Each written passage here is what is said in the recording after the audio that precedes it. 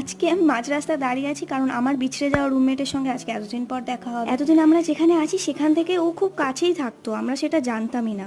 আর ওর সাথে দেখা হওয়ার সুবাদেই ও আমাদেরকে দিয়ে দিল আইসক্রিম ট্রি। ভাই, সিঁড়ি দিয়ে চড়তে চড়তে আমি লিটারেলি হাঁপিয়ে গেছি, কিন্তু উপরে গিয়ে আমি সার্থক। মানে ওখান থেকে ভিউটা এত সুন্দর দেখা যায়, আর বিকেলবেলার রোদ। আমরা অনেক আড্ডা মারলাম, ও আমাদেরকে রুমে নিয়ে গিয়ে চা খাওয়ালো, তারপর বেরোলাম, কারণ আমাদের 3-4 মাস লাস্ট দেখাই হয় না কারোর সাথে। আর ওর সাথে যে আছে সেটা ওর রুমমেট, ওর সাথে থাকে।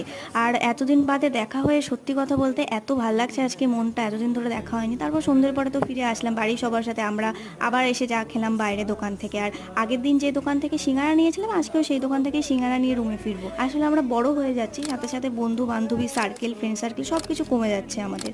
কলেজ লাইফও শেষ, বন্ধুরাও সবাই সবার মতন ব্যস্ত হয়ে গেছে। 3টে বছর সবাই একসাথে ছিলাম, কখন সময় বেরিয়ে গেছে বুঝতেই পারলাম না। আর কোনোদিনও সবাই একসাথে হতে পারবো কিনা সেটাও তো জানি না। এখন তাই দিনগুলোকে খুব মিস করি। দেখা হচ্ছে পরের ভিডিওতে, বাই।